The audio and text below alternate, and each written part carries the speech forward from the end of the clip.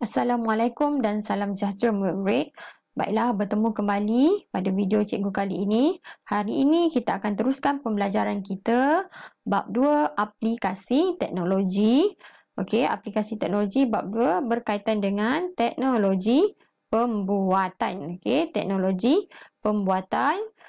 Standard kandungan kita adalah 2.1 teknologi pembuatan.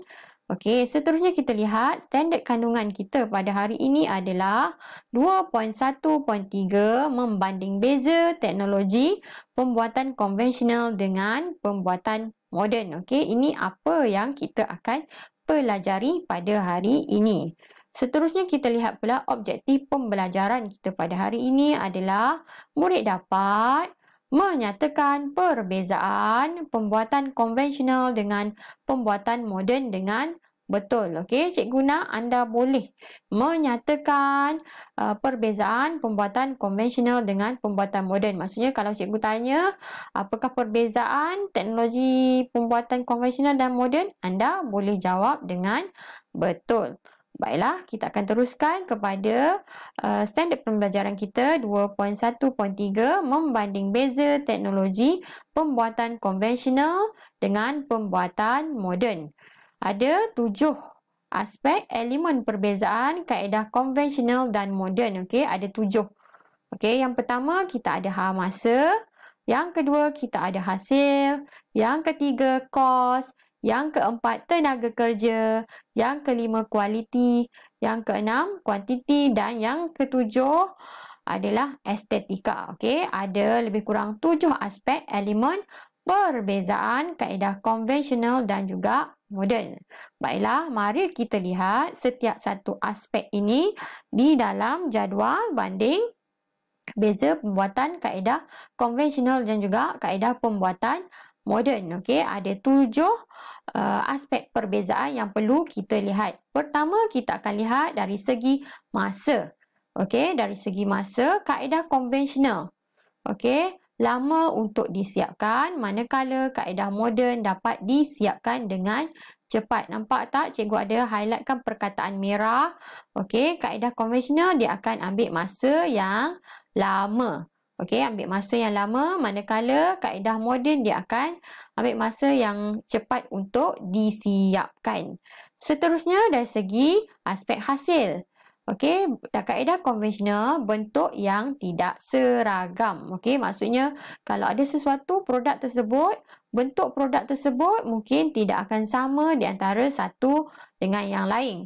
Manakala bagi kaedah moden, bentuk seragam antara satu sama lain. Maksudnya produk yang dihasilkan melalui kaedah moden akan mempunyai bentuk yang sama sahaja. Okey, dia tidak ada perbezaan. Kemudian dari segi kos. Okey, kaedah konvensional dia memerlukan kos yang tinggi. Manakala kaedah moden dia kos rendah untuk pengeluaran. Okey, kos yang tinggi ni maksudnya kita nak bayar orang, kita nak membayar peralatan, nak gunakan tenaga kerja, kita akan perlukan kos yang tinggi. Kalau kaedah moden kita akan kos yang rendah sahaja untuk menghasilkan pengeluaran yang banyak. Yang seterusnya dari segi aspek tenaga kerja. Kaedah konvensional memerlukan kemahiran mereka bentuk yang tinggi. Okey, orang yang mempunyai kepakaran sahaja yang boleh membuat sesuatu produk dengan menggunakan kaedah konvensional. Contohnya dia nak buat ukiran. Okey, orang tersebut mesti mempunyai kemahiran nak buat ukiran, barulah ukiran tersebut akan terhasil dengan cantik. Manakala kaedah moden memerlukan pengendali mesin yang mahir. Okey, dia memerlukan, maksudnya dia nak orang yang boleh mengendalikan mesin tersebut. Okey, contoh kalau ada seorang, dua orang, okey, orang ni mungkin akan dia boleh train orang lain untuk mengendalikan mesin tersebut. Yang penting orang tersebut boleh mengendalikan mesin. Kalau kita banyak mesin, maksudnya banyaklah orang yang perlu mahir untuk mengendalikan mesin tersebut. Seterusnya aspek kuantiti. Kuantiti dari segi kaedah pembuatan konvensional, kuantiti yang dihasilkan adalah terhad, bermaksud dia tak banyak. Okey, dia bergantung kepada tenaga kerja dan juga bahan. Okey, kalau tenaga kerja contohnya seorang saja nak menghasilkan produk ukiran, jadi kuantitinya yang dihasilkan akan terhad akan sedikit. Manakala kaedah moden, kuantiti pengeluaran yang dihasilkan adalah banyak. Okey, maksudnya bila digunakan mesin, dia akan ambil masa yang singkat, jadi pengeluaran dia akan lebih banyak. Okey. Seterusnya adalah aspek kualiti. Okey, kualiti bagi kaedah konvensional dia tiada piawai tertentu. Okey, dia tiada piawai tertentu. Maksudnya kita tak letakkan standard tertentu. Sebab itulah dia ada perbezaan di antara satu produk dengan produk yang lain. Walaupun produk tersebut namanya sama, tapi mungkin dia akan ada sedikit perbezaan sebab dia tiada piawai tertentu. Manakala kaedah moden dia mempunyai piawai yang tertentu. Contohnya dia dah tetapkan ketebalan 2 cm, ketinggian 10 cm. Jadi dia akan sama sahaja kalau ada 10 produk tu dia akan mempunyai ukuran yang sama sebab dia gunakan mesin. Mesin kita dah boleh tetapkan. Okey. Kemudian dan yang terakhir, aspek perbezaan yang kita lihat adalah dari segi estetika. Okey, estetika ni adalah nilai keunikan sesuatu produk tersebut. Okey, nilai estetika bagi kaedah konvensional adalah tinggi. Okey, bermaksud contoh kalau nilai estetika tu dia nilai keunikan dia tu tinggi, bila orang nak buat tu dia hanya ada satu sahaja design tersebut ataupun satu sahaja reka bentuk tersebut.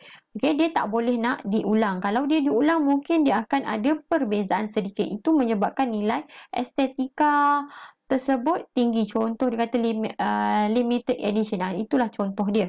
Okey, kaedah moden pula nilai estetika yang dapat adalah terhad sebab dia dah ada piawai dia dah ada bentuk dia yang sama. Produk yang dihasilkan adalah sama sahaja. Kalau ada 10 produk tu akan sama sahaja dari segi saiznya, dari segi kualitinya, semuanya sama. Jadi nilai estetika dia adalah terhad. Okey, cikgu harap anda boleh faham apa yang cikgu ajar pada hari ini. Okey, sikit sahaja iaitu kita nak kena tahu okey, apa yang anda belajar hari ini adalah okey, anda tahu 7 aspek elemen perbezaan kaedah konvensional dan juga kaedah moden. Okey, ini yang anda belajar. Yang cikgu dah terangkan tadi ada 7 aspek elemen kaedah konvensional dan juga kaedah moden. Apakah 7 aspek ini? Okey, apakah 7 aspek ini? Okey, yang pertama, masa, hasil, kos, tenaga kerja, kuantiti, kualiti dan estetika. Okey, ini adalah 7 aspek elemen perbezaan yang anda perlu ingat. Seterusnya, apa yang cikgu dah ajar anda pada hari ini adalah berkaitan dengan jadual banding beza proses pembuatan konvensional dan moden.